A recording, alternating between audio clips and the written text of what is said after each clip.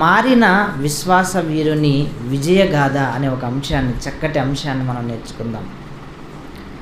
మారిన అంటే అర్థం ఏంటంటేనండి, గత స్థితి నుంచి మరొక స్థితిలోనికి రావటమే మారటం. ఉదాహరణకండి, పాలు ఉన్నాయి అనుకోండి, అవి ముందు పాలు వేడి చేసిన తర్వాత మరొక స్థితిలోనికి వస్తాయి.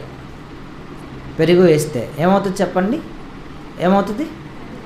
పెరుగు అవుతుంది. పెరుగు కాస్త చిలికితే ఏమవుతుంది? మజ్జిగ అవుతుంది. మజ్జిగ కాస్త బాగా చిలికి తీస్తే ఏమొస్తుంది? వెన్న వస్తుంది. వెన్నను కాస్తే నెయ్యి వస్తుంది.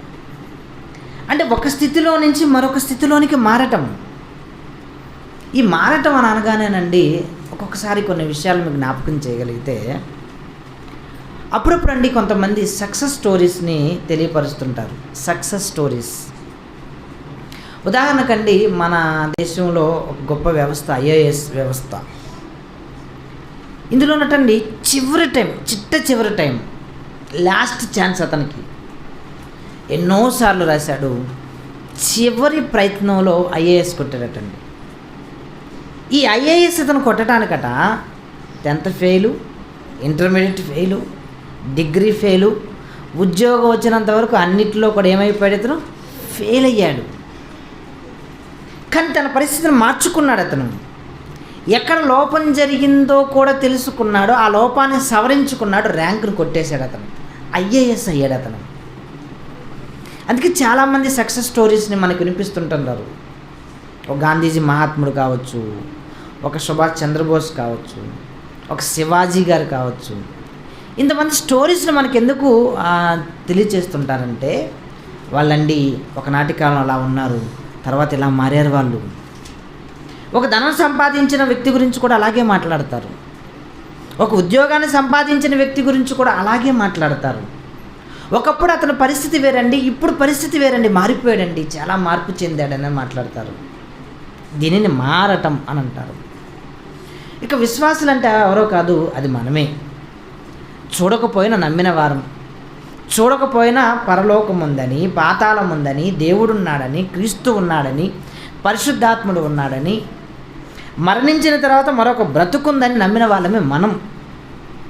మారిన విశ్వాసులం మనం. అంతకుముందు మన జీవితం మార్పు వేరు, క్రీస్తులోనికి రాకముందు మన జీవితం వేరు, భయంకరమైన జీవితం, ఎన్నో కోరికలకు మనం బానిసలైన వాళ్ళం. అలాంటి కోరికల్లో నుంచి మనమంతా మారిన వాళ్ళం, మారిపోయాం, విశ్వాసులయ్యాం. ఇక వీరుడు అని అనగానే అర్థం ఏంటంటేనండి, గెలిచినవాడు. వీరుడు అని అంటే గెలిచినవాడు, యుద్ధానికి వెళ్ళి విజయం సాధించినవాడు. విజయగాథ అని అంటారు. గాథ అంటే చరిత్ర. ఏంటి అసలుకి మారిన విశ్వాస వీరుని విజయగాథ ఏంటి అని మీరు నన్ను అడిగితే ప్రియులారా, మనం కూడా మన జీవితం గురించి మనం ఆలోచిస్తూ ముందుకు వెళ్దాం. క్రీస్తులోనికి రాకముందు ఇందాక చెప్పినట్లుగా మన జీవితం వేరు, క్రీస్తు దగ్గరకు వచ్చిన తర్వాత మన జీవితం వేరు. కొంతమంది వింటలేదు వాక్యాన్ని. క్రీస్తు దగ్గరికి వచ్చిన తర్వాత మన జీవితం చాలా వేరండి, చాలా చేంజ్ అసలు అది. అప్పుడప్పుడు మనం కూడా మాట్లాడుతూ, ఒకనాటి కాలంలో అండి నేను బాగా తాగేవాడిని, ఒకనాటి కాలంలో నా భార్యని విసిగించేవాడిని, కొట్టేవాడిని, నా పిల్లల్ని కొట్టేవాడిని, ఒకనాటి కాలంలో నేను సంపాదించిన సంపదనంతా దుర్వ్యాపారానికి ఉపయోగించేవాడిని. కానీ ఈరోజండి క్రీస్తు ప్రేమను బట్టి, క్రీస్తు దయను బట్టి, దేవుణ్ణి నమ్మటం వల్ల నేను చాలా మారానని చాలామంది సాక్ష్యాలు చెప్పటం మనం వింటూనే ఉంటుంటాం. అప్పుడప్పుడు కూడా మన జీవితాన్ని తరిచి చూసి కొంతమందికి చెబుతుంటాం, ఒకప్పుడు నేను ఇలాగండి, ఇప్పుడు మారానండి అని మాట్లాడతారు. ఓకే, మారాము. మరి ఎంత మట్టుకు అది, ఎంత మట్టుకు మనం మారాని చెప్పండి ఒకసారి. మన భక్తి ఏమైనా గట్టిగా ఉంటుందా, మనం ఏమైనా స్టాండర్డ్గా నిలబడుతున్నామా అని మనం ఆలోచన చేయగలిగితే, మారిన మనం స్టాండర్డ్గా ఉండటం లేదండి, ఉండటం లేదు. ఇక్కడ చూడండి, కొన్ని ఇలా తిరుగుతున్నాయి. అవి ఎందుకు తిరుగుతున్నాయి చెప్పండి?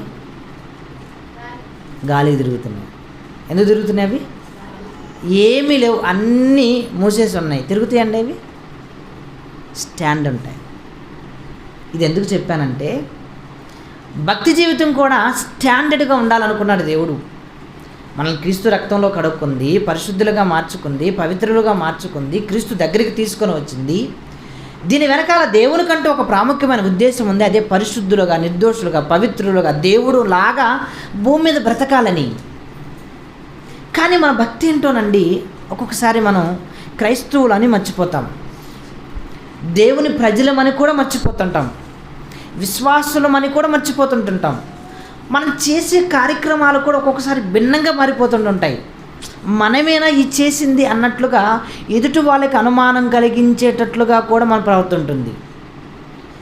ఎందుకు ఇది చెప్పానంటే, మన భక్తి కూడా అలాంటిదే. గాలికి చెదరగొట్టు పొట్టు వలె మన భక్తి ఉంది. అందుకేనండి హోషేయ గారు మాట్లాడుతూ ఒక చక్కటి మాటను ప్రయోగించాడండి. హోషేయ గ్రంథం 6వ అధ్యాయం.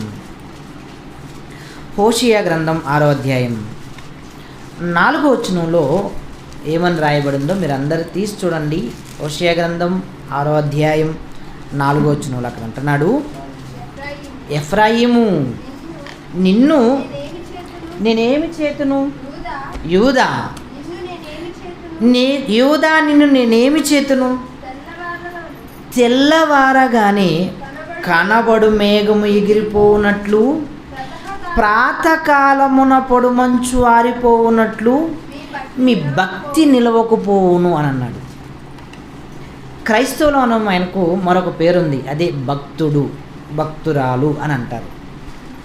ఈరోజండి క్రైస్తవ భక్తులు క్రిస్మస్ని చాలా ఘనంగా జరుపుకున్నారు అని మాట్లాడతారు. ఓకేనా? భక్తులు దేవుడు కూడా అండి ఏదన్నా చెప్పాలనుకున్నారనుకోండి చాలా తెలివిగా చెప్పేవాడండి ఆయన. ప్రభువారి బోధనా విధానం కూడా ఎలా ఉంటుంది చూడండి. కొండ మీద కూర్చున్నాడట, ప్రసంగం చెబుతున్నాడు, ఆకాశ పక్షులు వెళ్తున్నాయి. వెంటనే ఏం చెప్పాడు ఆయన? ఆకాశ పక్షులను చూడండి మీరు, అవి విత్తవు, కోయవు, పొట్టలో కూర్చుకొనవు, వాటిని పోషించిన దేవుడు మిమ్మల్ని పోషించడాని అంటే అది ఎలా ఉంటుంది చెప్పండి? నిజమే కదా. 2 రెక్కలు, 2 కాళ్ళు, మనకంటే ఆకారంలో చిన్నది, చిన్న కళ్ళు, చిన్న తల, ఎదురు రెక్కలతో ఆకాశంలో ఎగురుతుంది మాత్రమే. కానీ అది మనలాగా కష్టపడటం లేదు, ధాన్యాన్ని సంపాదించుకున్నది, ధాన్యం పోషిస్తున్నాడు, మనల్ని ఎందుకు పోషించాడు అని ఆలోచన వస్తుంది కదండి కామన్గా. దేవుడు కూడా అండి ఏది చెప్పాలనుకున్నా అర్థమయ్యే భాషలు చెప్పేవాడండి. ఇశ్రాయేల్తో అంటున్నాడు, ఎఫ్రాయిము, యోధా అనేవారితో అంటున్నాడు, నేను మిమ్మల్ని ఏమనాలయ్యా? ఒక డిసిషన్కి వచ్చాడు దేవుడు. నేను మిమ్మల్ని ఏమనాలి? అదేంటయ్యా ఏమంటావు అని అంటే, మీరు ఎలా ఉన్నారనంటే, మీ భక్తి ఎలాగుందనంటే, ప్రాతకాలమున పొడు మంచు ఆరిపోవునట్లుగా ఉందన్నాడు. ఏమంటే చలికాలంలో మనం చూస్తున్నప్పుడు ఎలా ఉంటుంది చెప్పండి? చలికాలంలో దట్టమైన మేఘాలు పైకి కనపడుతుంటాయి. నడుస్తుంటే కూడా ఎదురొచ్చే వాహనం కావచ్చు, ఎదురొచ్చే మనిషి కూడా కనపడినట్టుగా ఉంటుంది. అప్పుడు మనం ఏమనుకుంటాం? అరే ఈరోజు తెల్లారి అసలు సరిగా కనపడదు, సాయంత్రం దాకా మంచు ఉండిద్దేమో అని మనం అనుకుంటాం. అది ప్రాతకాలం, వేకుజామున కనపడే మంచు. అలా సూర్యుడు తెరల చాటును వస్తున్నట్లుగా ఎప్పుడైతే ఆ మంచు మీద, ఆ మేఘాల మీద పడుతున్నాడు అనుకోని ఏమైపోద్ది చెప్పండి? దట్టంగా కనపడిన మంచు ఏమైపోద్ది? అస్సలకి ఉండదు. చలి కాస్త కసేపటికి ఏమైపోద్ది? ఏంద్రా ఈరోజు ఎండ ఎక్కువగా ఉంది. ముందేమనుకున్నాం మనం? అమ్మో సూర్యుడే కనపడ్డాము. ఇంకొక మాట చెప్పాడు ఇక్కడ, తెల్లవారగానే కనబడు మేఘము అని అన్నాడు. రాత్రిపూట ముబ్బట్టేసింది, రేపు తెల్లారి అసలు కనపడ్డాము, సూర్యుడు అసలు రాడాము అని మనం ఫిక్స్ అయ్యేతలకి తెల్లారి కూడా ఏమైపోద్ది చెప్పండి? 9-10 గంటలకు ఎక్కడ దొంగలు అక్కడే గప్ చిప్ అన్నట్లుగా దట్టంగా ఉన్న మేఘాలు కాస్త ఏమైపోతాయి? పరారు. ఇది ఎందుకు చెప్పాడంటే, సూర్యుడు వేడి కదయ్యా, ఎప్పుడైతే వేడి ఆ మేఘాల మీద పడిందో, ఎప్పుడైతే ఆ వేడి మంచు మీద పడిందో, మేఘాలు వెళ్ళిపోయి మంచు ఎలా గారిపోతుందో, కష్టాలకు, ఇబ్బందులకు, కన్నీళ్లకు, శోధనలకు, లోకంలో ఉన్న కోరికలకు మీ భక్తి నిలవలేకపోతుందని అన్నాడండి. అంత తెలివిగా చెప్పాడు చూడండి దేవుడు ఇక్కడ. ఈరోజు మన భక్తి కూడా అలాంటిదే కదండి. వాక్యం విన్నంతసేపు మనం గొప్పగా బ్రతుకుతాం అనుకుంటాం, బయటికి వెళ్ళిన తర్వాత మన జీవితం మార్పు చెందిపోతూనే ఉంటుంది. వాక్యం దగ్గరికి రావటం, పిల్లవాడు ఎలాగైతే తడబడుతూ నడుస్తున్నప్పుడు, నడక నేర్చేటప్పుడు పడటం లేకవటం, ఎలాగైతే జరుగుతుందో, ఎన్ని సంవత్సరాలు కూడా దేవుని దగ్గరికి వచ్చిన తర్వాత కూడా మారాము అని చెప్పుకుంటున్న మనం మార్పు చెందలేకపోతున్నాం. కంప్లీట్ మ్యాన్గా మారలేకపోతున్నాం. పర్ఫెక్ట్ భక్తుడుగా మనం మారలేకపోతున్నాం. దానికి మనం చెప్పే సాకులు ఎలా ఉంటాయో తెలుసా? అది నేనైనా మీరైనా ఎవరైనా, మనుషులం కదండి మనం అన్నీ చేస్తామంటారా అనవండి. కామన్గా మనుషులు కదండి అన్నీ చేస్తామంటారా అని అంటే మరి తప్పు అయితే అక్కడ మనుషులు ఉండదు. అంతే కదండి. మంచికి వచ్చేటప్పటికి మనుషులం కదండి మనం అన్నీ ఆడ చేస్తామండి, ఆడ భక్తిగా ఉంటాంలేండి, బైబిల్లో రాసినవన్నీ పాటిస్తామంటండి, కష్టం కదండి, వల్ల కాదులేండి, మనం ఏం చేస్తామండి అని అంటారు. ఇంకొక ఎగ్జాంపుల్ చదువుతాను మీకు. బైబిల్లో రాసినవన్నీ మనం ఆడ పాటిస్తామంటే, ఈరోజు చికెనే కూర అనుకోండి, భోజనాలు పెడుతున్నారని తెలిసింది, వేశారు, మీ ప్రాణం ఊరుకుంటుందటండి, ముక్కలు తినకుండా విడిచిపెడతారటండి. ఎలా ఉంటారు ప్లేట్ దగ్గర? తినబుద్ధి అనుకుంటున్నాను కానీ వేస్ట్ అయిద్దని తింటున్నాను అంటారు. ఎవరు తినమన్నారు?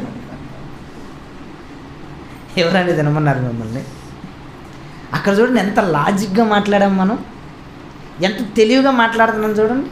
కానీ భక్తి దగ్గరికి వచ్చేటప్పటికి ఏంటోలేండి మనుషులం కదండి అని అంటుంటాం.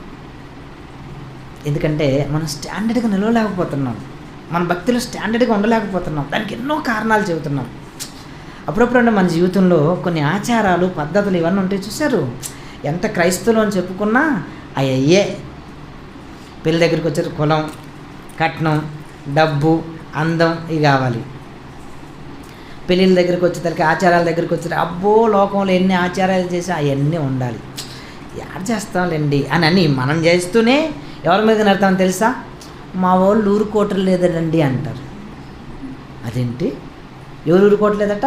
మా వాళ్ళు ఎవరాళ్ళు కర్రలాను పట్టుకున్నారా, కత్తిలాను పట్టుకున్నారా చెప్పండి? అయ్యే ఉండవు, ఏముండవు అక్కడ.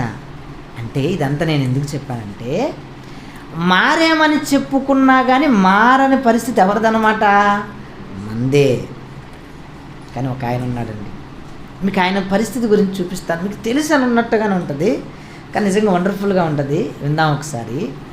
యెహోషువ గ్రంథం 24వ అధ్యాయానికి రండి. యెహోషువ గ్రంథం 24వ అధ్యాయం 2వ వచనంలో ఏమని రాయబడిందో చూడండి ఒకసారి. యెహోషువ గ్రంథం 24వ అధ్యాయం 2వ వచనంలో అన్నీ మాట్లాడుతూ అక్కడ అంటున్నాడు, యెహోషువ జనులందరినీ పిలిచాడటండి. ఆయన మరణించబోయే టైం, తన ముగింపు చమరంకంలో ఉన్నాడు అతను.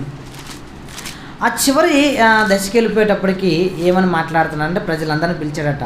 పిలిచి ఏమని మాట్లాడుతున్నాడు? ఇశ్రాయేలు దేవుడని యెహోవా మీతో చెప్పునుదేమనగా.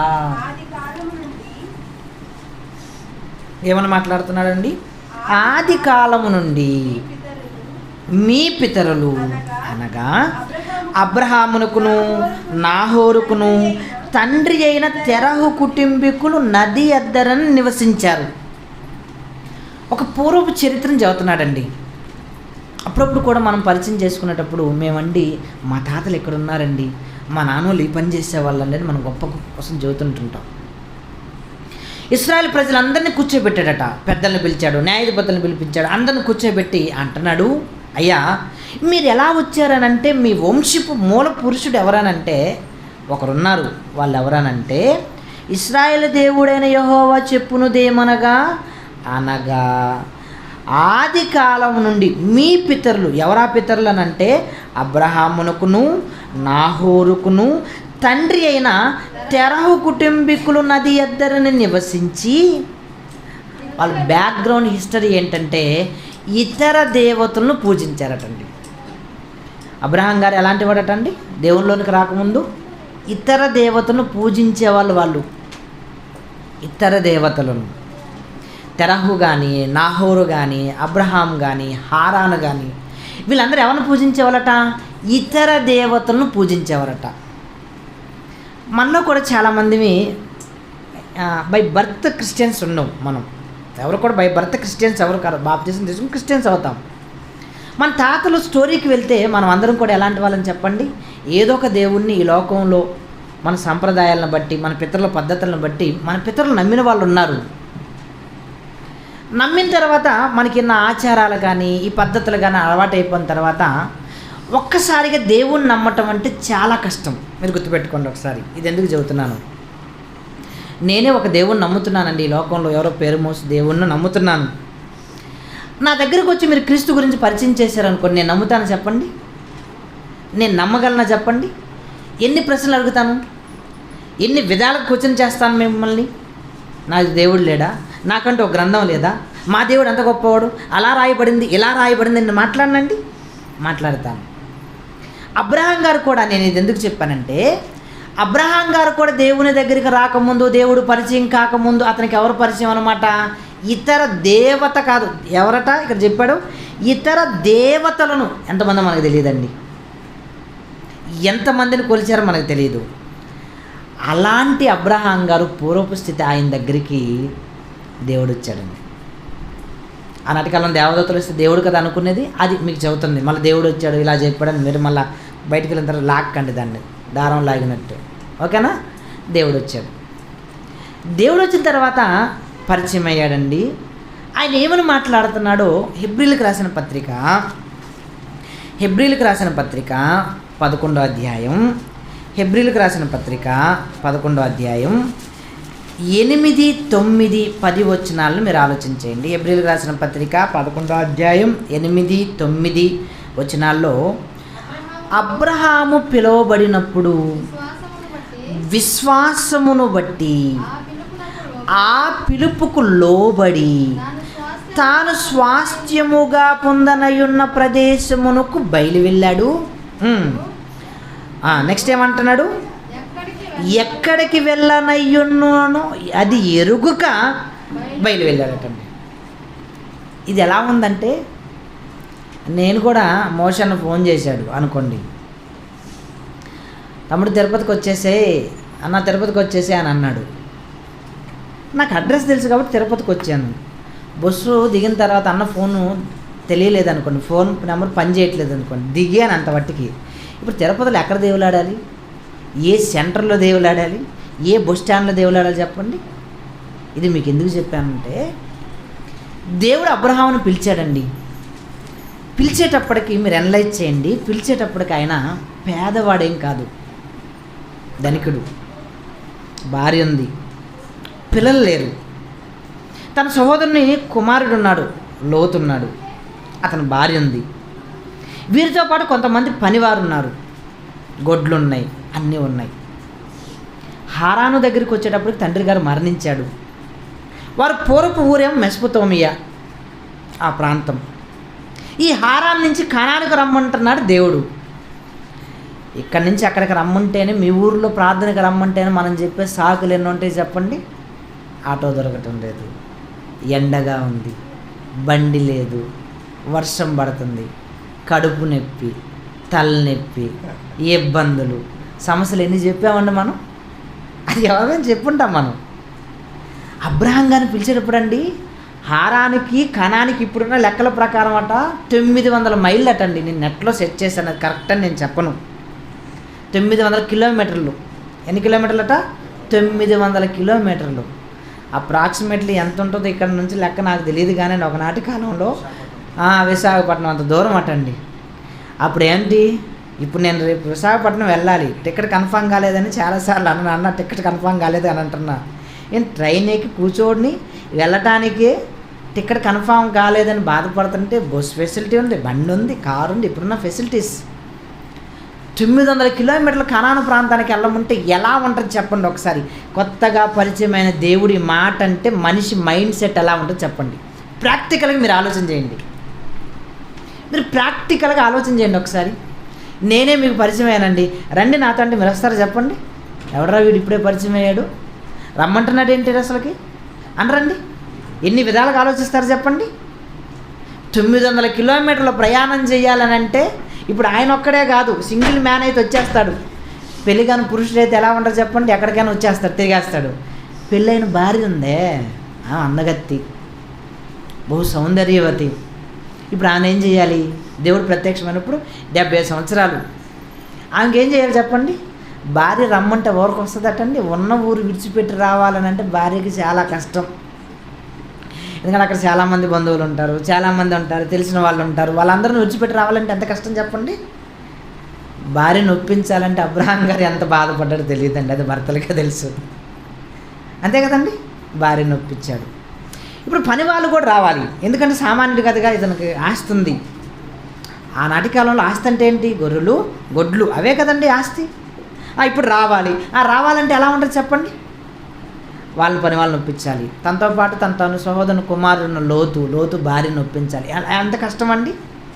ఎక్కడో చూపించిన దేశం విశ్వాసం. ఇక్కడ గుర్తుపెట్టుకోండి, నువ్వు అక్కడికి వెళ్తే నేను ఇస్తాను, నీకు పిల్లల్ని ఇస్తానన్నాడు.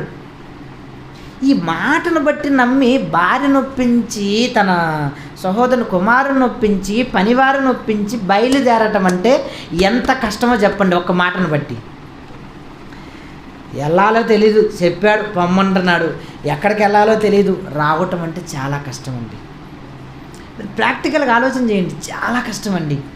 కానీ మహానుభావుడు ఎంత బతిమలాడాడో, ఎంత వేదన చెందాడో, ఎన్ని విధాలుగా భార్యకి చెప్పాడో, తన సహోదరునికి చెప్పాడో ఇది తెలియదండి. మొత్తానికండి ఒప్పించాడండి. ప్రయాణం సాగుతుంది కదండి. మార్గం మధ్యలో మనకి ఇష్టంగాని ప్రయాణానికి భార్యను తీసుకుని వెళ్ళిపోయామనుకోండి, పిల్లోడికి జ్వరం వస్తే ఏమంటుంది చెప్పండి? నేను మాట్లాడేదండి భార్య. భర్తకి ఇష్టం లేని ఊరు తీసుకెళ్ళామనుకోండి, ఏమంటారు చెప్పండి? ఏదైనా వామిటింగ్ అయింది అనుకో, ఏమంటారు? ముందుగానే చెప్పాను కదమ్మాయి, ఎందుకు నువ్వు వచ్చావు అని అంటారండి. అదే అంటే దారిలోని రోడ్డా? ఆనాటి కాలంలో ఎడారులు కదండి, పాముల భయం, తేళ్ల భయం, జంతువుల భయం, అన్నిటిని దాటుకుంటూ వెళ్ళాలి, నదులు దాటుకుంటూ వెళ్ళాలి. నది అద్దరినట ఆయన నివసించే నది దాటాలి మరలా. ఎంత కష్టం అండి. మహానుభావుడు విశ్వాసంతో అలా బయలుదేరాడండి. బయలుదేరిన తర్వాత 75 సంవత్సరాలు బయలుదేరారు కదండి. దేవుడు ఎలాంటి వాడని అంటానండి, పిలిచాడు, బాగానే ఉంది, ఇస్తానన్న పిల్లల్ని ఇవ్వటం లేదు ఆయన. మనకు చూడండి ఎంత కోపం వస్తుందో. ఇస్తానని ఒకరు ఈగిపోతే ఎంత కోపం వస్తుంది చెప్పండి. మొన్నే కదరు చెప్పావు, ఈసారి నమ్మొచ్చంట అంటారు. లేదులే బ్రదర్, రేపు ఇచ్చేస్తానులే, మీరు రండి తెల్లారి ఇంటికి అన్నాడు అనుకో. ఇంటికి 6 గంటలకు రమ్మంటే 5 గంటలకు వెళ్ళి కూర్చుంటే ఇవ్వకపోతే ఇంకా అడ్జస్ట్ కాలేదు, రేపు రమ్మంటే ఎలా ఉంటుంది చెప్పండి. 900 కిలోమీటర్ దూరం ప్రయాణం చేసి ఉంటే, ఏంటయ్యా నేను ఒంటరిగా ఉన్నాను, నా దమస్కు ఎలియాజరే నా ఇంటి వారసుడు అయ్యేటట్టున్నాడు, ఏం చేయమంటావు నన్ను, నాకు అర్థం కావట్లేదని అంటే, దేవుడు ఎలా అంటాడంటే బయటికి తీసుకొచ్చాడు, తల పైకి చూడన్నాడు. ప్రాక్టికల్ చదువుతున్నానండి, ఎలా ఉంటుంది అది. మనమైతే ఎలా ఉంటుంది మీరు ఆలోచన చేయండి ఒకసారి. తలపై కదా ఎత్తాడా, ఏంటట? ఆకాశ నక్షత్రాన్ని చూసావా, అయ్యి అంతమంది పిల్లల్ని ఇస్తానని ఒక్కరు లేరు ఇప్పటికీ. అయిపోయింది. మళ్ళా బాధపడుతున్నాడు, ఏంటి ప్రభా, ఏంటి నాకు ఈ బాధలు. ఇంట్లో భార్య పోరుంటుంది కదండి, భార్యని ఏం చెప్పించుంటాడు? పిల్లల్ని ఇస్తాననే కదా. చూసింది సానం తట్టుకోలేక, పిల్లలు ఏం దేవుడు ఇచ్చేటట్లుగా లేడు, నువ్వు ఆగ్రత బాగున్నాడు. ఈయనకి సందు దొరికిందని ఆమెతో పోయాడు, పిల్లాడు పుట్టేశాడు. నిజం, రియల్ స్టోరీ అదే. ఓకేనా? దేవుడితో మాట్లాడొద్దండి అక్కడ. నువ్వు ఇస్తానన్నావు కదా ప్రభువా, ఏంటి వెళ్ళమంటుంది ఏమి, దాసియే తప్పేం కాదు, నేను వెళ్ళొచ్చాను అడగొచ్చండి. లేదండి, భార్య ఎంత సహకారం ఇస్తే ఇబ్బంది ఏముంది అనుకున్నాడు, వెళ్ళిపోయాడు. ఇంకా బాబు సమస్యలు వచ్చేస్తాయి. ఇంకొకసారి వచ్చాడు, ఏంటి ప్రభువా పిల్లలు లేరు, ఏంటంటే సముద్రం దగ్గరికి తీసుకెళ్ళిపోయాడు. ఏమని అంటున్నాడు? ఇసుకను లెక్క వేసేయి అన్నాడు. ఎవరు లెక్కేస్తారు చెప్పండి? ఇసుక రేణువులు ఎంత ఉంటాయి అంత సంతతి ఇస్తానన్నాడు. ఇతనికి ఏమో మైండ్ వస్తుంది. నిజంగా అండి, మీరు ఆలోచన చేయండి, అదే మనమైతే ఎలా ఉంటాం. కానీ నన్ను అబ్రహాం గారు నమ్మేశాడు అతను, చక్కగా నమ్మేశాడండి. స్టాండర్డ్ అయిపోయాడు. 90 సంవత్సరాలు వచ్చాయి, ప్రత్యక్షమయ్యాడు, వచ్చాడు. అప్పుడు ఏమని అంటున్నాడు చూడండి ఒకసారి. ఆదికాండం 17వ అధ్యాయం. ఆదికాండం 17వ అధ్యాయంలో మొదటి వచనంలో ఒక మాట చెప్పాడండి. ఆదికాండం 17వ అధ్యాయంలో ఏమని అంటున్నాడు? అబ్రహాము 99 ఏండ్ల వాడైనప్పుడు, ఎప్పుడటండి? 99 years. అంతే కదా, 99 అంటే అంత, అంతే కదా, 99 సంవత్సరం, 99 years. పిలిచింది ఎప్పుడండి? 75, 12వ అధ్యాయంలో ఉంటుంది. పిలిచింది ఎప్పుడు? 75. 99 మైనస్ చేయండి, ఎంతో? ఎన్ని సంవత్సరాలు లెక్కేయండి? 24 సంవత్సరాలు వెయిట్ చేశాడండి. అప్పటికి లేదు పిల్లలు, అప్పటికి కూడా లేడు. వచ్చి అంటున్నాడు, అబ్రహాం నువ్వేం చేస్తావు తెలుసా, నేను ఎలాంటి వాడినంటే సర్వశక్తి కలిగిన దేవుణ్ణి అన్నాడు. బాగానే ఉంది, ఎంత శక్తి కలిగిన నాకు పిల్లలు ఎందుకు ఇవ్వలేదని అనుకోవాలి కదండి కామన్గా. మన దగ్గరికి వచ్చి డంబాలు కొడుతున్నాను, నాకు ఎస్ఐ తెలుసు, ఎస్పీ తెలుసు, మా ఇంటి దగ్గర సీఎం ఉంటాడు పక్కనే, నేను ఏది చెబితే అదే అన్నాడు అనుకో, సరే పోదాం పదరా నాకు అవసరం వచ్చింది అన్నాడు అనుకో, ఎలా ఉంటుంది చెప్పండి. ప్రాక్టికల్గా మీరు ఆలోచన చేయండి. దేవుడేమో ఇస్తానన్నది ఇలేదు, దేశం మొత్తాన్ని చూపించి నువ్వు తిరిగి అంటున్నాడు. ఇక్కడ చూడండి అండి, దేశం మొత్తాన్ని చూపించి నువ్వు తిరిగి నీకు ఇచ్చేస్తానంట. ఇది ఎంతవరకు బాగానే ఉంది. ఇప్పుడు మనకే ఇచ్చాడు, ఇదే స్థలం ఇస్తున్నారు అనుకోండి, మనం ఏం చేస్తాం చెప్పండి. ఇదే స్థలం 5 సెంట్లు అన్నారు అనుకోండి, మనుషులు మంచోళ్ళు కాదు అబ్బాయి, ఆ పైన తెచ్చి చుట్టూరు ఫెన్సింగ్ వేద్దాం, అది ఎలా వేద్దామంటే ఇటుకురాలతో వేస్తే కష్టం, రాగి తీగతో మొత్తం వేసేయాలని మనం అనుకోమండి. ఇప్పుడు అబ్రహాం గారిని పిలిచి దేశం మొత్తాన్ని నీకు ఇచ్చేస్తానంటే ఆయన జీవితకాలం అంతా ఎలాగుండదు చెప్పండి. ఇది నా సరిహద్దు, నా బౌండరీ మొత్తం పని వాళ్ళ మొత్తాన్ని పెట్టుకొని కట్టించొద్దండి. ఈయన అదేమి చేయలేదండి. ఏందో మాయలోకంలో ఎప్పుడప్పుడు అంటుంటారు కదండి, బొత్తి జ్ఞానం లేని వాళ్ళని క్రైస్తవులు అంటుంటారు. ఏదో తెలివి తక్కువ అయినట్లుగా ఇంత ఇచ్చినా గుడారాల్లో నివసిస్తున్నాడటండి. నెక్స్ట్ ఇక్కడ 19:1 అంటారు, 17లో 1 అంటున్నాడు, నేను సర్వశక్తి గల దేవుడును, నా సన్నిధిలో నడుచు నిందారహితుడు వై ఉండు అని అన్నాడండి. ఏమండి, సన్నిధిలో నడుచు ఎలా ఉండమన్నాడండి, నిందారహితుడు. ఏంటి నిందారహితుడు అంటే అర్థం? నిందారహితుడు అంటే అర్థం ఏంటి? రహితుడు, రహితం అంటే ఏంటంటే ఎయిడ్స్ రహిత దేశంగా చేద్దామంటారు. అంటే అర్థం ఏంటి? ఎయిడ్స్ లేని దేశంగా చేద్దామని. ఇప్పుడు రహితం అంటే ఏంటి? లేకుండా ఉండటం. ఓకేనా? నిందారహితం అంటే ఏంటి? అసలు నింద అంటే ఏంటి? అబ్బా నా మీదండి చెయ్యని నేరానికి నిందేశారండి అంటారు. నింద అనేది దేనికి ప్రయోగిస్తారు? నేరానికి. అబ్రహాంని పిలిచాడు, అబ్రహాం నువ్వు నా దృష్టికి ఎలా ఉండాలి తెలుసా? నిందారహితుడిగా ఉండు. నువ్వే తప్పు చేయకూడదు సుమా, నీ ఆచారాల్లోనికి వెళ్ళకూడదు సుమా, నువ్వు అదివరకు ఏ పద్ధతులు అయితే ఆచరించావో వాటన్నిటి లోపలికి వెళ్ళకూడదు అబ్రహాం. చాలా జాగ్రత్త. నువ్వు అబద్ధం ఆడకూడదు, మోసగించకూడదు, మోహపు చూపు చూడకూడదు, భయంకరంగా నీ జీవితాన్ని జీవించడానికి ఇష్టంగా పడకూడదు. నువ్వు ఎలా జీవించాలనంటే నిందారహితుడుగా ఉండన్నాడండి. మన గురించి కూడా ఒక మాట రాయబడిందండి. మరలా వెనక్కి వద్దాం, ఇక్కడ ఎట్టని చేయబెట్టుకొని తిమోతి రాసిన 2వ పత్రిక 2వ అధ్యాయం 13వ వచనంలో మన గురించి ఏమని రాయబడిందో చూద్దాం. తిమోతి రాసిన 2వ పత్రిక 2వ అధ్యాయం 13వ వచనంలో మనము నమ్మదగిన అని అన్నాడు. కింద ఫుట్ నోట్లో ఏమన్నాడు చూడండి, ఏమన్నాడు చూడండి, నమ్మకపోయినను. మనమాట ఎలాంటి వాళ్ళమాట? నమ్మదగిన వారము కాకపోయినను ఆయన నమ్మదగిన వాడుగా ఉండును. అంటే మనుషులు ఎలాంటి వాళ్ళు అట ఇప్పుడు దీన్ని బట్టి అసలు ఈయన అసలు నమ్మకూడదండి అని అంటుంటారు. మనుషులుగా మనల్ని ఏమంటారండి? రే అటు చూపు మంచిది కాదు అని నమ్మకంటారు, అటు తిరగబాక అని నమ్మకూడదు అంటుంటారు. అమ్మాయి మాట నమ్మకండి అని అంటుంటారు. అంటే అర్థం ఏంటి? మనుషులుగా మనం నమ్మదగిన వారం కాము.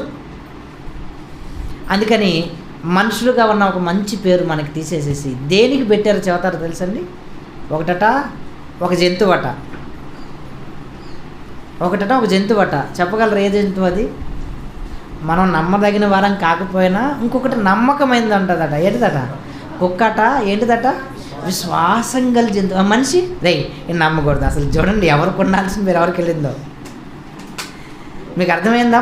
మన జీవితాన్ని ఎంత కించపరుచుకున్నామండి. కిందకి వెళ్ళిపోయాం, మనం అంతా అట్టడికి వెళ్ళిపోయాం. కానీ అబ్రహాం గారితో దేవుడు అంటున్నాడు, నాయన నిందారహితుడిగా ఉండు, ఏ నేరం చేయకూడదు సుమా, ఏ తప్పు చేయకూడదు సుమా, నువ్వు చాలా జాగ్రత్తగా ఉండాలని అనుకున్నాడండి. అదేంటి? ఏ తప్పు చేయకుండా ఉండాలా? ఏ తప్పు చేయకుండా బ్రతకాలా? ఎలాగండి? కష్టం చెప్పండి. మనం ఏం ప్రార్థన చేస్తాం? ప్రభువా మేము తప్పులు చేసిన వారం ప్రభువా, ఆయనను మమ్మల్ని కాపాడుతున్నాం, అదే కదండి మనం ప్రార్థన చేస్తండి. కానీ అబ్రహాం గారు అటండి, అబ్రహాం గారు ఎలాంటి వారంటే నెహెమ్యా గ్రంథం 9వ అధ్యాయం 7వ వచనానికి రండి. నెహెమ్యా గ్రంథం 9వ అధ్యాయం, నెహెమ్యా గ్రంథం 9వ అధ్యాయం 7వ వచనంలో ఏమని రాయబడిందో నెహెమ్యా గారు మాట్లాడుతూ అక్కడ అంటున్నాడండి, దేవా యెహోవా అబ్రహామును ఏర్పరచుకొని కల్దీల ఊరు అను స్థలములో నుండి యువతలకు రప్పించి అతనికి అబ్రహాం అని పేరు పెట్టావు. నెక్స్ట్ అతను ఎలాంటి వాడటండి? నమ్మకమైన మనస్సు కలిగిన వాడటండి.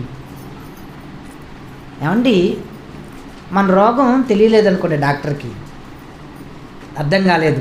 ఏంటమ్మా ఏమైంది నీకు ప్రాబ్లం అంటే, తలనొప్పిగా ఉంది సార్. ఎక్కడ నొప్పి వస్తుందమ్మా? ఇక్కడ నొప్పి వస్తుంది సార్. ఎప్పటి నుంచి వస్తుందని ఈ పైన ఎగ్జామినేషన్ చేస్తాడు.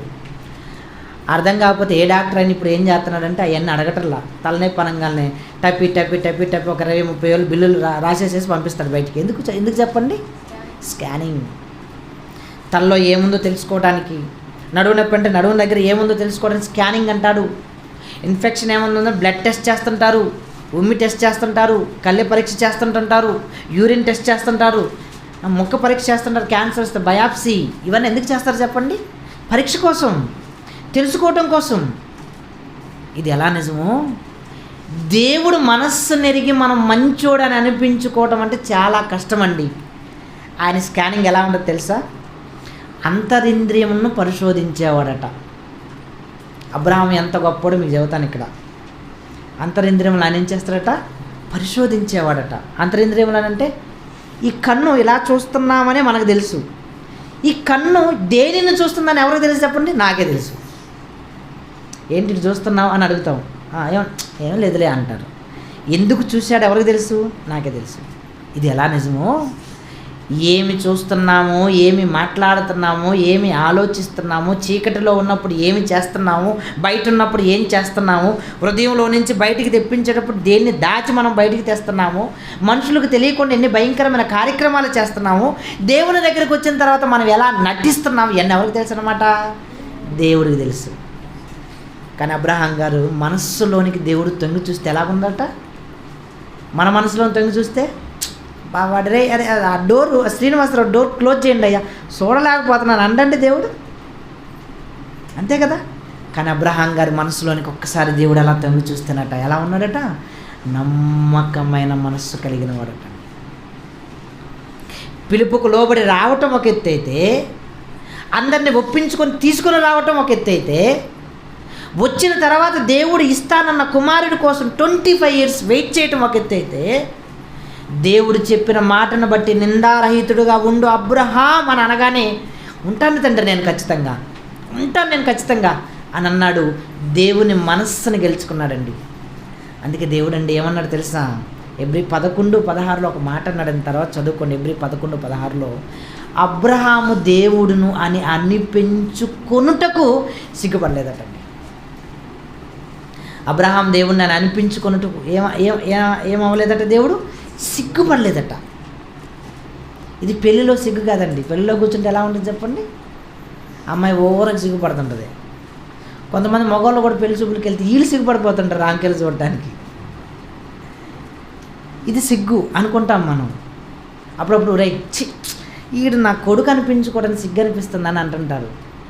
కానీ అబ్రహాం గారి విషయంలో, కోట్ల మంది ప్రజలు ఆనాటి కాలంలో ఉన్నవారి విషయంలో దేవుడట, నేను ఎవరినో తెలుసా? అప్పుడు మనం కూడా గొప్ప నేను ఎవరి తాలూకు తెలుసా?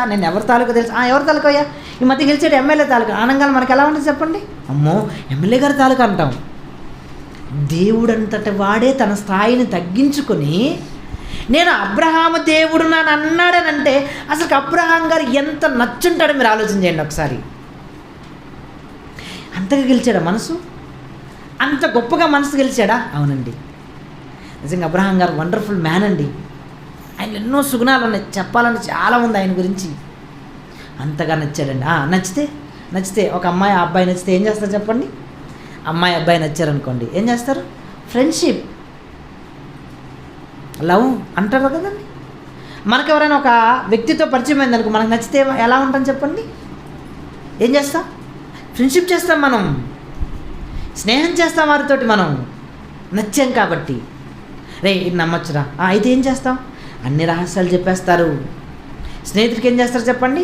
అన్ని రహస్యాలు చెప్పేస్తారు. భార్యకి నో, తల్లిదండ్రులకు నో, పిల్లలకి నో, ఫ్రెండ్స్ దగ్గర దాపరికాలు ఉండవండి అని అంటుంటారు. దేవుడు మనస్సును గెలుచుకున్నాడు కాబట్టి పరలోకంలో ఉన్న ఆయన అక్కడ ఆలోచిస్తున్నాడటండి. బా, పరలోకంలో దూతలు ఉన్నారు, భూమి మీద ప్రజలు ఉన్నారు. అయితే నువ్వేం చేస్తావయ్యా, నువ్వేం చేస్తావంటే దేవుడు ఒక మాట అంటున్నాడండి. అబ్రహామును చూచాడు, అబ్రహాము జీవితాన్ని 25 years స్కాన్ చేశాడు, తనకు కొడుకునిచ్చాడు. ఇచ్చిన తర్వాత దేవుడు అతనితో ఏం చేస్తున్నాడో తెలుసా? యెషయా గ్రంథం 41వ అధ్యాయం, యెషయా గ్రంథం 41వ అధ్యాయం 8వ వచనంలో ఒక మంచి మాట రాయబడింది, చూడండి ఒకసారి. యెషయా గ్రంథం 41వ అధ్యాయం 8వ వచనంలో, అక్కడ నేను చదువుతానండి, మీరు చదవకండి, మీరు చదివితే మీకు అర్థం కదా, అది నేను చదివి వినిపిస్తాను. 41:8, నా సేవకుడైన ఇశ్రాయేలు, నేను ఏర్పరుచుకొనిన యాకోబు అని అంటున్నాడు, నా స్నేహితుడైన. ఈ పదం ఎలా ఉందో చెప్పండి, మీకు ఇలా చదివితే అర్థం కాదేమో. అడవడో తెలుసా, నా ఫ్రెండ్ అంటాడు, ఇలా జబ్బదరుచుకుంటా. ఈడే రేపు పంగనామాలు పెడతాడు, అంతే కదండి. వాడు నమ్మానండి, చాలా నమ్మానండి, వాడికి అన్నీ చెప్పానండి, నా ఆస్తి కూడా మొత్తం వాడికి ఎలాగ ఉందో తెలుసండి, మొత్తానికి చివరికి నన్ను ముంచేసాడు అని అంటుంటారు ఫ్రెండ్ అంటే.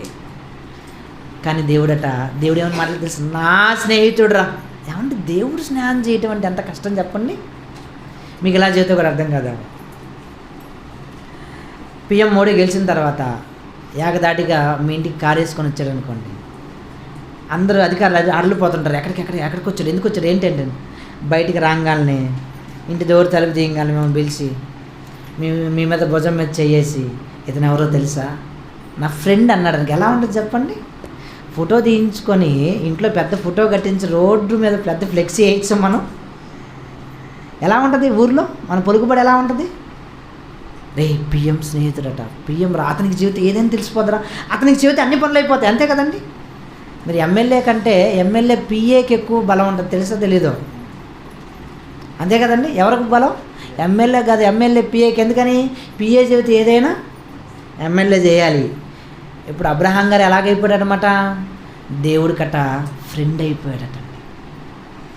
అంత స్థాయి కలిగిన దేవుడు మనసుని గెలిచినటువంటి, ఆ మనసుని గెలవటం మాత్రమే కాకుండా ఆయన ఎక్కడికి దించేసాడు అనుకుంటున్నారు మీరు? భూమి మీదకి దించాడు. ఫ్రెండ్షిప్, అంతే కదండి. స్నేహంలో ఎక్కడ కూడా దాపరికాలు ఉండవు కదండి. ఎక్కడ దాపరికాలు ఉంటాయా? ఉంటాయండి? ఉండవండి. స్నేహం చేస్తున్నాడట, అబ్రహాంతో ఫ్రెండ్షిప్ చేస్తున్నాడట. అబ్రహాం మనసు అబ్రహాం మనసు దేవుడికి అర్థమైపోయిందట, దేవుడు మనసు అబ్రహాంకి అర్థమైపోయిందండి, అంతే కదండి.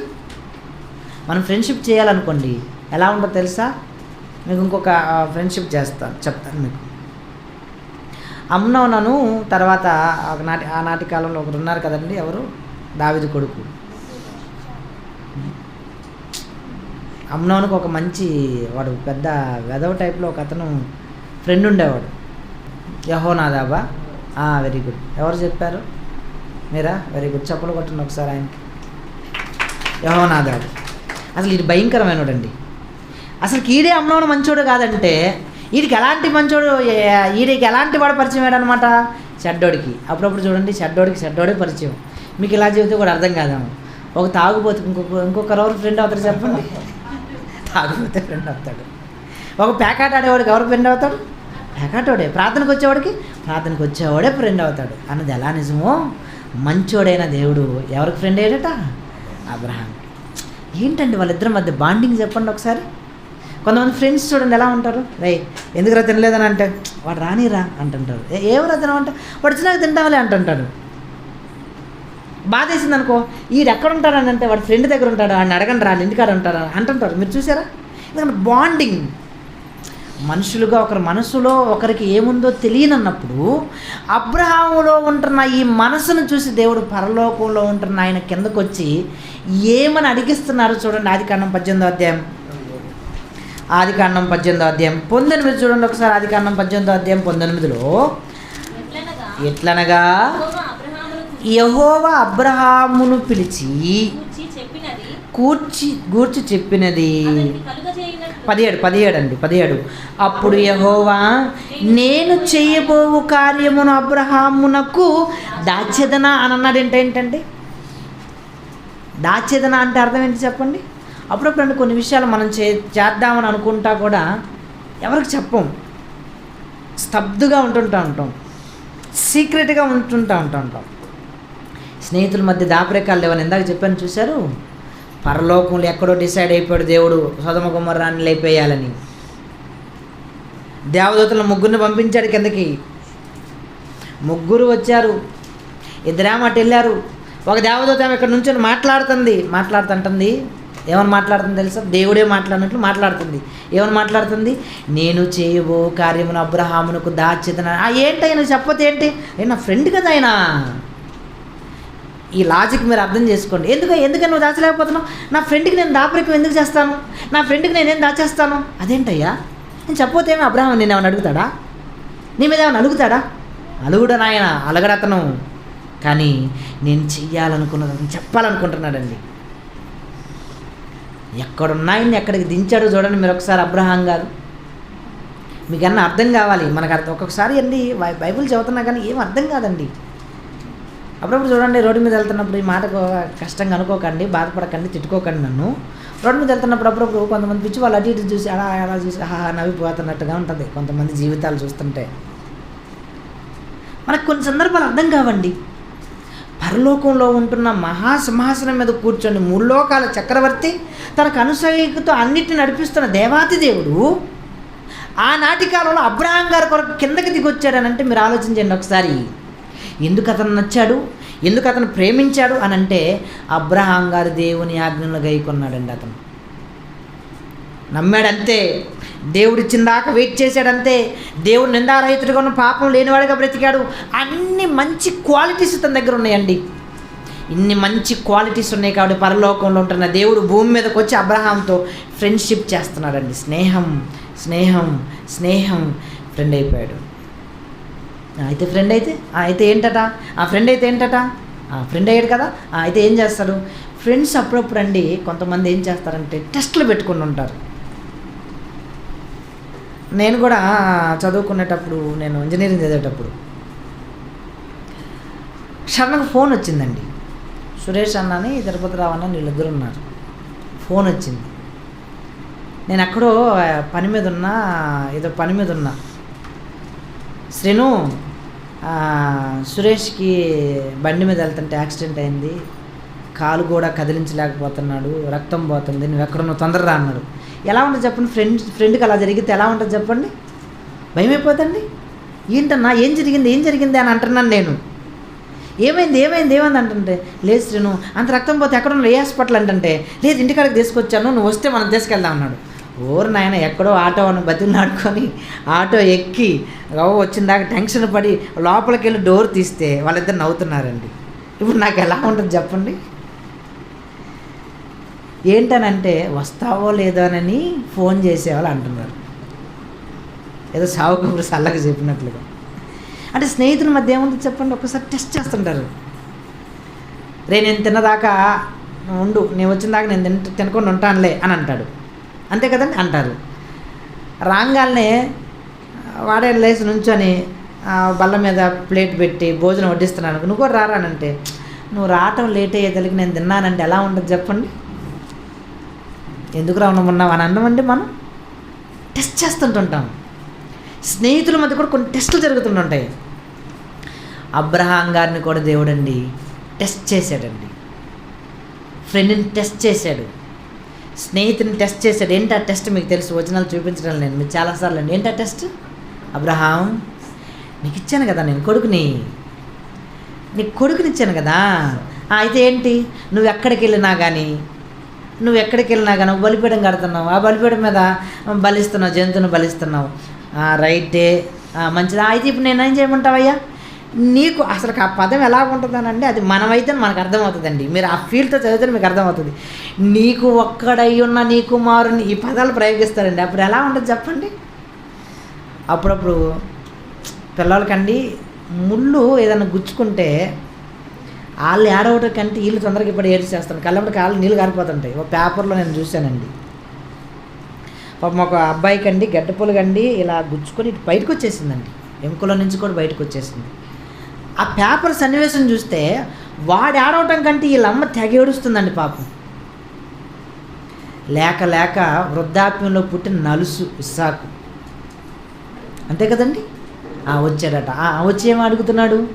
నీకు ఒక్కడై ఉన్న కుమారుని బలి అన్నాడు. ఏమండి ఇక్కడ మీరు ఆయన మనసును మీరు ఆలోచన చేయండి.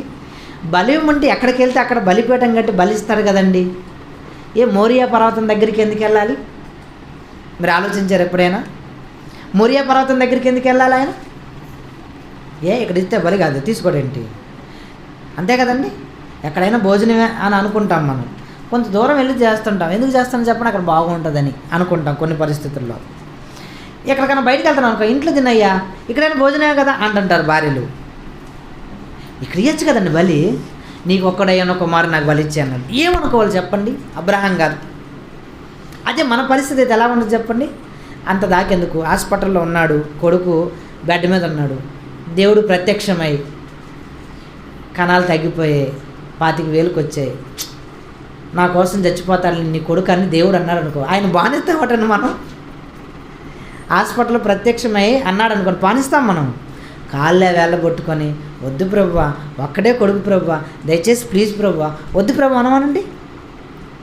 Be silent అయిపోయాడండి. భార్యతో చెప్పలేదు, భార్యకి ఏం చెప్పాలో తెలియలేదు, భార్యతో చెప్పలేదు.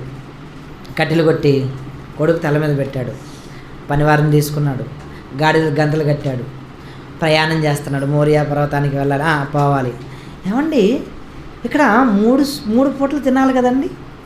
ఈ 3 పూటలు తినేటప్పుడు అన్న బాధ కలగదండి? మనం లెక్కేసుకుంటున్నాం, మనకి ఏదైనా బాధ కలిగినప్పుడు, మనం ఏదైనా ఇష్టమైన ఊరికి వెళ్ళినప్పుడు, అయిపోతుందా, అప్పుడు అయిపోతుందా, ఇన్ని గంటలు అయిపోద్దా అని మనం బాధపడమండి. 3వ పూట పెట్టాడు, ఇంకా 2 పూటలే నా కొడుకు తింటాడేమో, దేవుడు ఇగిపోతే 1 పూటే పెట్టాడు, ఇదే లాస్ట్ టైం నేను పెట్టేది నా కొడుకు అని అనుకోడండి. కష్టమైన మాట ఏంటంటేనండి, అలా వెళ్ళేటప్పుడు నానా డాడీ అని అండండి. డాడీ కట్టెలు చూస్తుంటారండి బలిచ్చేటప్పుడు, కట్టెలకు ఉన్నాయి, నిప్పు ఉంది, అన్నీ ఉన్నాయి, గొరిపి లేదు నాన్న అంటే ఏం చెప్పాలని చెప్పండి? ఉడికొస్తున్న దుఃఖాన్ని ఆపుకోవద్దండి. నువ్వే నా బలిపోసి వండండి అనుకోడా మనసులో. అప్పుడప్పుడు కొన్ని విషయాలు మనం చెప్పాలనుకుంటే ఉబుకొస్తున్న దుఃఖాన్ని కూడా ఆపేసుకొని మింగేసి చెప్తా ఉంటుంటాం. వెళ్ళిపోయాడండి. కత్తెత్తిన దాకా కూడా చూడాలటండి ఈయన. దేవుడు చూడండి ఎలా అంటాడు. కత్తెత్తిన దాకా చూడాల్సిన అవసరం ఏముంది? ఇస్తాడని మైండ్ ప్రిపేర్ అయి మనసు తెలిసినోడు కదా, అబ్రహాం మనసు తెలిసినోడు. ఇద్దామనుకున్నప్పుడు కత్తెత్తిన దాకా ఎందుకు చూడాలి? అక్కడైనా చేంజ్ వస్తుందేమో, చాలు, ఇటెస్ చాలు నాయన, పో, నువ్వు నా మనసు గెలిచావు, పో, నువ్వు నా మనసు ఎంతలా గెలిచావంటే నిన్ను నేను దేవునిలోనికి నా దగ్గరికి తీసుకొచ్చానంటే నీతో ఈ తరం ఆగిపోదని ఫిక్స్ అయిపోయాడండి ఆయన. దేవుడు ఎందుకు అంతమందిలో అబ్రహాం గారిని ఎన్నుకున్నాడు అనుకుంటున్నారు మీరు? దేవుడు ఎందుకు మిమ్మల్ని మాత్రమే ఎన్నుకున్నాడు అనుకుంటున్నారు? ఇది గుర్తుపెట్టుకోండి. మీరు ఏదో చిన్నవాళ్ళు అనుకుంటున్నారు, నేనేదో చిన్నవాడిని అనుకుంటున్నారేమో. మనకు అసలు అర్థం కావట్లేదు దేవుడు అబ్రహాం గారిని ఎందుకు ఎన్నుకున్నాడని. అంటే అబ్రహాం గారితో అది స్టాప్ కాదు అసలుకి. నిజమండి, ఆదాముతో దేవుని సంకల్పం దెబ్బతింది, హానోకు చచ్చిపోయాడు. పోనీ హానోకు చచ్చిపోతే అయితే ఏంటి చేతు అంత గొప్పగా ఏం కనపడలేదు బైబిల్లో. భక్తుడే ఆయన. ఏనోషు ఉన్నాడు, అంత గొప్ప ఏం కనపడ. హానోకు అతను ఓకే, వెల్ అండ్ గుడ్. హానోకు గొప్పగా బ్రతికాడు. ఆ తర్వాత ఏంటి నోవాహు, మంచోడే, అంతటికి బాగానే ఉంది. అతని నుంచి ఏమైనా జనాంగాన్ని తీసుకొద్దామంటే షేము, హాము, యాపేతు, అతని నుంచి జనాంగాలు కూడా గొప్పగా లేవండి. ఆలోచించాడు. ఎవర్రా అనుకున్నాడండి. దేవుడు చూశాడండి. నమ్మకమైన మనస్సు కలిగినవాడు. నేను చెప్తాను, గుర్తుపెట్టుకోండి, నమ్మకమైన మనస్సు కలిగినవాడు, దేవుని మాటకు జవదాటకుండా విశ్వాసం కలిగి బయలుదేరినవాడు, నిందారహితుడుగా ఉన్నవాడు, దేవునికి స్నేహితుడైన వాడు, దేవుణ్ణి ఎక్కువగా ప్రేమించినవాడు ఇతనేనండి. ఆలోచించాడు. ఇతనితో స్టాప్ కాదు, ఇతనితో ఈ వాక్యం స్టాప్ కాదు, ఇతనితో ఈ భక్తి స్టాప్ కాదు, ఆగిపోదు. కాబట్టి ఏం చేస్తావు అంటే ఇందాక మనం చూసే కదా 19 చూడండి, 18 ఆదికాండం 18 అంటున్నాడు. ఎట్లనగా యెహోవా అబ్రహామును గురించి చెప్పినది అతను కలుగు చేయనట్లు తన తర్వాత తన పిల్లలకు తన ఇంటి వారికి నీతి న్యాయములు జరిగించుచు యెహోవా మార్గం గైకొనుటకు అతడు వారికి ఆజ్ఞాపించినట్లు నేను అతన్ని ఎరిగి ఉన్నాను. అబ్రహాంతో కాడు భక్తి. మన ఇంట్లో జీవితం చూడండి. మన ఇంట్లో మనం నమ్మితే మన భార్య నమ్మదు, మన భార్య నమ్మితే పిల్లలు నమ్మరు, పిల్లలు నమ్మితే తల్లిదండ్రులు నమ్మరు, వీళ్ళు నమ్మితే ఎవరు నమ్మరు, బంధువులకి ఎవరికి పట్టదు. కానీ అబ్రహాం గారి దగ్గర చూసింది ఏంటో తెలుసండి? అబ్రహాం గారి దగ్గర దేవుడు చూసింది, అబ్రహాం ఎంత గొప్పవాడంటే తాను నాకు మనసును గెలుచుకుంటాడు. అట్ ది సేమ్ టైం తన భార్య చాలా గొప్పది కదండి. అబ్రహాం భార్య ఎంత గొప్పది చెప్పండి, ఎంత గొప్పదట. మీరు కూడా ఆమెకు పిల్లలు అవుతారు, శారా వలె బ్రతికి తనన్నాడు. శారా ఆమె చిన్నదనుకున్నారేంటి? చాలా గొప్పది ఆమె, చాలా గొప్పది. ఇస్సాకు పుట్టిన కొడుకు వండర్ఫుల్ మ్యాన్, బహుభార్యత్వం లేదు ఆయనకి, సింగిల్ మ్యాన్, సింగిల్ ఒక ఆమెను పెళ్లి చేసుకున్నాడు, మచ్చ లేకుండా బ్రతికాడు, ఏ తప్పు లేదు, ఏ తప్పు లేకుండా బ్రతికాడు. అబ్రహాం అందరితో స్టార్ట్ అయిపోయిందా? ఇస్సాకుతో అయిపోయిందా? యాకోబుతో ఆగిపోయిందా? లేదు. యోసేపుతో ఉంది. యోసేపుతో ఆగిపోయిందా? మోషే లాంటి నమ్మకమైన వాడు, దేవుని ఇలాంటి నమ్మకమైన వాడు వచ్చాడు, సాత్వికుడు వచ్చేసాడు. మోషేతో ఆగిపోయిందా? యెహోషువ వచ్చేసాడు. యెహోషువతో ఆగిపోయిందా? న్యాయాధిపతులు వచ్చేసి న్యాయాధిపతులతో ఆగిపోయిందా? దావీదు దేవుని ఇష్టానుసారైన మనుషులు, దావీదుతో ఆగిపోయిందా? లేదు. సంపూర్ణ జ్ఞానం కలిగిన వాడు సొలొమోను వచ్చేసాడు, సొలొమోనుతో ఆగిపోయిందా? అబ్బో, ఎంతమంది ప్రవక్తలు, ఎంతమంది భక్తులు, వీళ్ళందరూ ఎవరిలో నుంచి వచ్చారనుకుంటున్నారు చెప్పండి? Abraham one man can change the whole world on the time. Once upon A time మొత్తాన్ని చేంజ్ చేసేసాడండి, మొత్తాన్ని చేంజ్ చేసాడు ఒక్క మనిషి నిలబడటం వలన. అందుకే ఇందాక మీకు వాక్యపరం చూపించాను కదా, విశ్వాసులందరికీ ఎవరైతే అబ్రహామును బట్టి నమ్ముతారో, అబ్రహాము వలె ఎవరైతే జీవిస్తారో వారందరికట ఆయన ఏమైపోతాడట? విశ్వాసులందరికీ ఏమైపోతాడు? తండ్రి. ఒక్క మనిషి. ఈరోజు మనం ఒక్కరమే. మీరు ఆలోచన చేయండి. ఇస్సాకుని దేవునిలో పెంచాలనంటే ఇప్పుడు మన పిల్లల్ని తీసుకొని వస్తున్నాం, భక్తిగా బ్రతకాలి, కుటుంబం బాగుండాలనంటే ఎన్ని సెమినార్లు, ఎన్ని మీటింగ్సు, ఎంత బైబులు, ఎన్ని ప్రసంగాలు యూట్యూబ్లో. ఏమంటే ఇవన్నీ కూర్చోబెట్టి చెప్పాడా? అని భార్యకి చెప్పాడని చెప్పండి. మీరు ఆలోచన చేయండి. ఆ పదసభ జరుగుతుంది తిరుపతిలో, పద్మావతి నగరట పోదామని అని అన్నాడండి. మనకి ఎన్ని చెప్పినా దున్నపోతు మీద వానబడినట్లుగానే మన జీవితం కొనసాగుతుంది తప్పితే లిటిల్ బిట్ చేంజ్ నో. అసలుకే చేంజ్ మన జీవితంలో కనపడటం లేదు. మీరు అనుకున్నది భక్తి కాదు, గుర్తుపెట్టుకోండి. మనం అనుకున్నది భక్తి కాదు, దేవుడు అనుకున్నదే భక్తి. మన భక్తి బైబిల్లో రాయబడిన భక్తులకు సరితూగాలి. మనం ఏదో కార్యక్రమాలు చేసేసాం, మనం ఏదో చేస్తున్నాంలే అని కొద్దిసేపు లోకం, కొద్దిసేపు వాక్యంలో ఉంటే ఈ భక్తి అసలుకి ఎన్నికే రాదు. నిజమండి. One man can change. అబ్బో, అసలుకి మారిపోయాడండి, మారిపోయాడు. అతను మారిపోయాడు, మారిన మనిషి మారిపోయాడు. అంతకుముందు పరిస్థితులన్నింటినీ మార్చేసుకున్నాడు, నమ్మకమైన వాడిగా ఉన్నాడు, దేవునికి స్నేహితుడిగా ఉన్నాడు, తన కుటుంబాన్ని మొత్తాన్ని చేంజ్ చేసుకున్నాడు. అతని ద్వారా ఒక జనాంగం రావడానికి అవకాశం అయిపోయాడు. మర్చిపోలేకపోయాడు దేవుడు. మీకు తెలుసో తెలియదు, సమయం లేదు కాబట్టి నేను చూపించడం లేదు. అబ్రహామును బట్టి ఎన్నిసార్లు ఇశ్రాయేలును చంపాలని అనుకున్న అబ్రహామును బట్టి వాళ్ళని బతికించాడండి. అబ్రహామును బట్ట నిజమా? మర్చిపోలేకపోతున్నా దేవుడు. అబ్రహాముని మర్చిపోలేదండి. అప్పుడప్పుడు చూడండి, నమ్మకమైన వాళ్ళని, మంచి వాళ్ళని మనం మర్చిపోలేము. దేవుడు మర్చిపోలేదంటానికి గుర్తు ఏంటో తెలుసా? పాత నిబంధనలో ఆదాము మొట్టమొదటి మనిషి అయితే, హానోకు కూడా పుడితే, హేబేలు కూడా పుడితే, నోవాహు కూడా పుడితే, వీళ్ళందరూ మంచి వాళ్ళు కదండి. వీళ్ళందరినీ తీసేసేసి కొత్త నిబంధనలు ఏమన్నాడు చెప్పండి? మర్చిపోలేక ఏమన్నాడు? ఏ ఒక్కడు చదువుకున్నా నా కొడుకు పేరే పలకాలి. రెండో ఆదాము లేదు, మొట్టమొదటి ఎవరు? అబ్రహాం. నువ్వు మర్చిపోలేవు? నేను మర్చిపోలేనయ్యా. ఎందుకు మర్చిపోలేవు? అంత మంచోడు అతను. అబ్రహాము కుమారుడు, దావీదు కుమారుడు, యాకోబు. అదేనా చెప్పింది? అంతే కదండి. అబ్రహాము కుమారుడు, దావీదు కుమారుడైన యేసుక్రీస్తు వంశావళి. అతనితో ప్రారంభిస్తున్నాడు. అబ్రహాం అంత మంచివాడు ఆనాటి కాలంలో లేడండి. మర్చిపోలేకపోతున్నాడు. అంతటితో యేసుక్రీస్తు ప్రభువారు బోధనలు ఎన్నిసార్లు చెప్పారో తెలుసా? ఆనాటి కాలంలో ప్రజలు కూడా ఆయన గురించి చాలా గొప్పగా చెప్పుకున్నారు. మేము ఎవరమో తెలుసా? అబ్రహాం సంతానం ఏమనుకుంటున్నావు నువ్వు? మేము ఎవరికి దాసులం కాలేదని అంటుంటారు. యోహాను 8వ అధ్యాయంలో అబ్రహాం మాకు తండ్రిని మీరు చెప్పుకుంటున్నారని ఎవరు మాట్లాడతారు తెలుసా? బాప్తిస్మ ఇచ్చే యోహాను కూడా మాట్లాడారు. అలా ఏం చెప్పుకున్నాం? మాకు ఎవరు అనుకున్నాం? అబ్రహాం ఎవరు అనుకున్నాం? మాకు తండ్రి అయినా. యేసుక్రీస్తు ప్రభువారు కూడా ఒకసారి మాట్లాడాడండి. జకరియా గురించి మాట్లాడుతున్న మారగానే ఏమన్నాడు? ఇతను కూడా అబ్రహాము కుమారుడే. ఎందుకు ఇన్ని మాటలు చూపించానో తెలుసండి? దేవుడు తరతరాలు తరతరాలు తరతరాలు తరతరాలు మర్చిపోలేనంత గొప్ప జీవితం బ్రతికాడండి.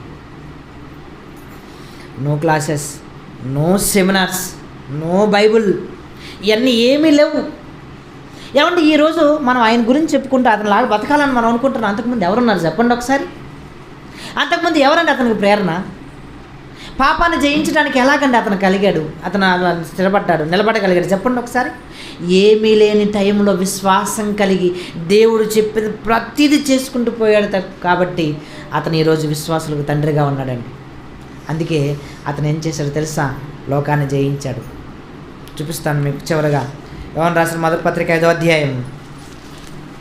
యోహాను రాసిన మొదటి పత్రిక 5వ అధ్యాయం 4వ వచనం చూడండి. యోహాను రాసిన మొదటి పత్రిక 5వ అధ్యాయం 4వ వచనంలో, యోహాను రాసిన మొదటి పత్రిక 5వ అధ్యాయం 4వ వచనంలో, దేవుని మూలంగా పుట్టిన వారందరూ లోకమును జయించుదురు.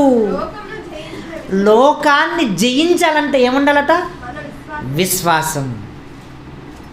ఆ రోజు అబ్రహాం గారు లోకాన్ని జయించాడండి. అవునా కదా చెప్పండి? ఈరోజు లోకాన్ని జయించలేక మనం తక్కిడి బిక్కడి టైప్ భక్తిలో ఉన్నాం. మనం అంత పెద్ద దేశాన్ని ఇచ్చిన గుడారంలోనే ఉన్నాడు. ఇది కాదనుకున్నాడు ఆయన. పిల్లల్ని ఇస్తాను అనుకున్న వెయిట్ చేశాడు. 25 years వెయిట్ చేశాడు అతను. దేవుడు ఏది ఇస్తాడో దాని కొరకు అతను ఎదురు చూశాడండి. నిజంగా అంత గొప్పవాడండి, అంత గొప్పవాడు. అందుకేనండి ఆయన మారిన విశ్వాస వీరిని విజయగాథ. ఈరోజు మనం కూడా మారాము. మనకంటూ చరిత్రలు ఏ పేజీలు ఉన్నాయి చెప్పండి? ఆయనకైతే చరిత్రలు ఎన్నో పేజీలు అబ్రహాం గారి కోసం. ఆయనకు రోల్ మోడల్స్ ఎవరు లేరు ఆనాటి కాలంలో.